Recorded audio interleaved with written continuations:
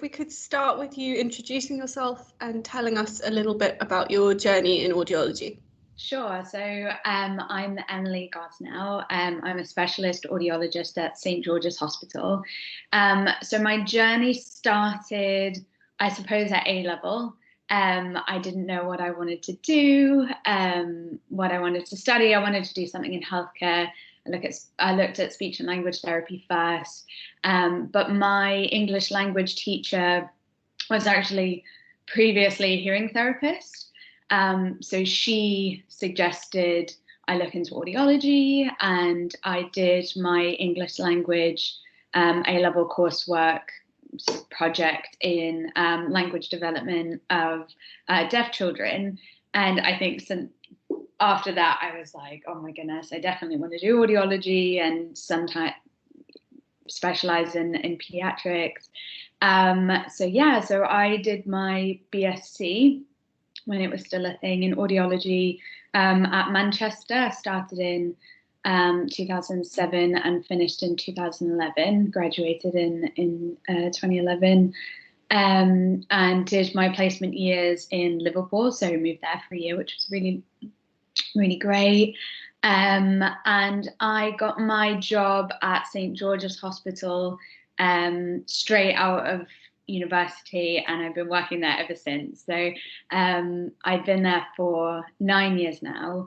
I was a band 5 for 5 long years, but then finally got my band 6 and specialize. I do a range of different things, which is why I love St. George's, working there.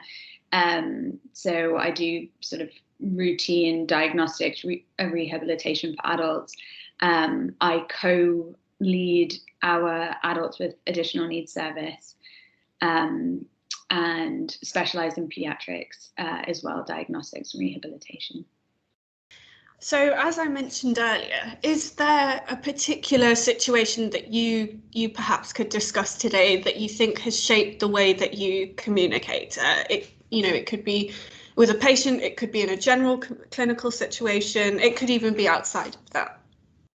So I think it's really, really difficult. And I definitely racked my brain for the last few days trying to think up of a particular situation, that I could really talk about and kind of, sink my teeth into. But really, I think the thing that has changed my communication the most as a clinician was starting the additional needs, adults with additional needs service. I think, working in routine adults, it's challenging to communicate with individuals, older individuals with, hearing loss, severe hearing loss and things like that. But really, I think working with people with complex needs. So in our additional needs service, we see patients with, adult patients with Down syndrome, learning disabilities, syndromic, non-syndromic. We see patients with mental health difficulties, so schizophrenia as well. We have a hospital nearby, a Springfield hospital, and they have a deaf unit there. So there's a lot of patients that we see who have profound hearing loss. So they're a capital D deaf unit, and whose BSL is their first language, but then also have a lot of mental health issues as well, quite acute and sometimes quite profound mental health difficulties too. And then we also see patients who have dementia and who have previously suffered stroke. And we have one gentleman who was in a very bad car accident and had quite severe brain damage because of it too. So I think working within the adults with additional needs service, I mean, we have one clinic and we see 3 or 4 different patients with some with very profound communication difficulties and very, very significant needs, and then and they can all have the way that we need to approach them could be completely different, between all of them. But I think it's taught me a lot to modify according to the individual and things, but you're just thinking outside of the box, your learning curve just shoots up. But there was one situation that I can think of that was especially difficult, and it sounds like such a simple thing that we needed to execute, but it was just so difficult. And I think it really illustrates how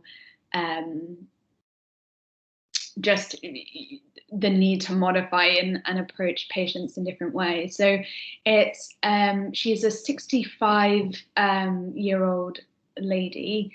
She has early onset dementia, and it's quite aggressive dementia.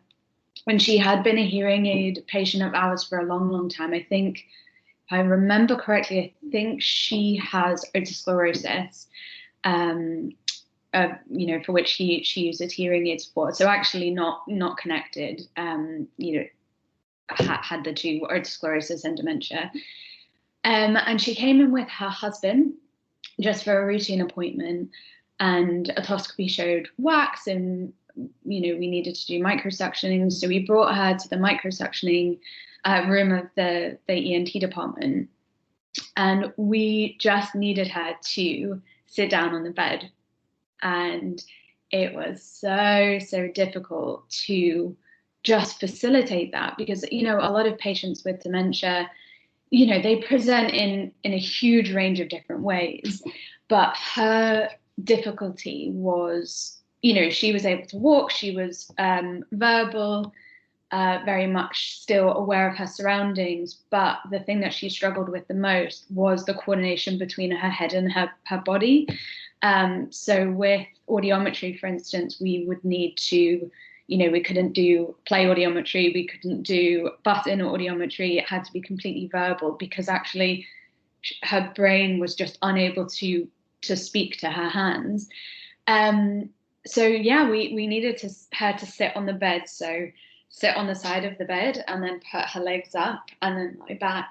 And it was just really tough. She knew that she had to sit down, and she knew that she had to turn, and she would voice that she needed to do those things, but trying to move her body in that way was just really challenging. And she came with her husband, who I think, although he's fantastic guy, and really just their family going through so much, I tend to lose patience with my mother when I'm helping her, on the computer, for instance. And I think he, seeing that in that moment, that actually she just needed to do this really simple thing, he maybe was even just trying to save face and was just getting really frustrated with her. Come on, you just need to do that, just put that foot there. And I think the more that he got frustrated, the more that the patient also just got embarrassed, because again, like, she could verbalize what she needed to do. She knew what she needed to do. And I think it was, being a clinician, kind of, it was hard, because I felt so much for her, and I sort of just didn't know where to go with it. And I thought, oh, should we just not do microsuctioning? But actually, no, we need to. And then she was getting very embarrassed and very much like, oh, just, it's fine, like, maybe we shouldn't do this and things. And then trying to manage the frustration of the husband at the same time. I think in terms of, we tried a few different things, and I asked for assistance from the nurses just to make sure that obviously she was safe and she wasn't going to hurt herself.